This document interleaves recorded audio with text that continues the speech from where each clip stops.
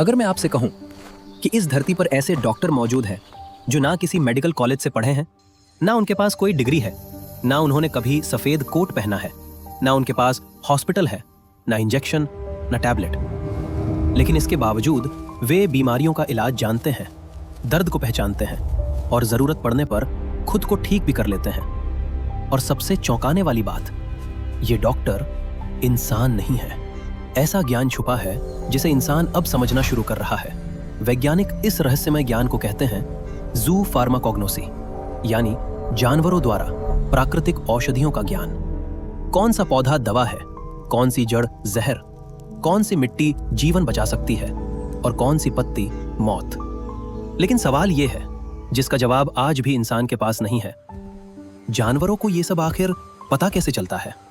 Africa के घने जंगलों में, जहां जिंदगी हर पल संघर्ष है, वहां चिंपांजी कुछ अजीब सी कड़वी पत्तियां खाते हैं। इन पत्तियों में न स्वाद है न पोषण, फिर भी वे इन्हें खाते हैं।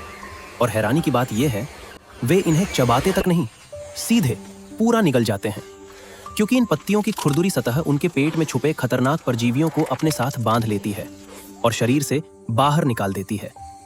ये भोजन नहीं था, ये जंगल की दवा थी, एक ऐसा इलाज जो लाखों सालों से आजमाया जा रहा है। अब जरा सोचिए, दक्षिण अमेरिका के जंगलों में रंग बिरंगे तोते नदी के किनारे मिट्टी क्यों चाटते हैं? क्या उन्हें मिट्टी का स्वाद पसंद है? नहीं, असलियत यह है कि जो बीज और फल वे खाते हैं उनमें जहरीले तत्व होते हैं और वही मिट्टी उन जहरों को अपने अंदर सोख लेती है। ये कोई आदत नहीं, ये मजबूरी नहीं, ये है प्रकृति का बनाया हुआ डिटॉक्स सिस्टम। और अब एक ऐसा सच जो आपको चौंका देगा।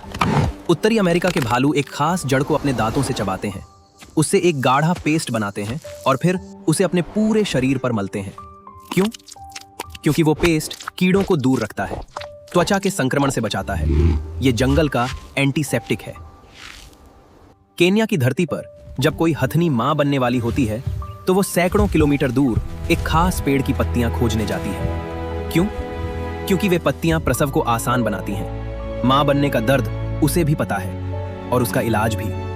ये जानवर सिर्फ जिंदा रहने की कोशिश नहीं करते, ये प्रकृति को पढ़ते हैं, समझते हैं और उसका सम्मान करते हैं, शायद इंसान से भी बेहतर। अगली बार जब आप जंगल को देखें तो याद रखिएगा, वहां सिर्फ जानवर नहीं रहते, वहां जंगल के डॉक्टर रहते हैं।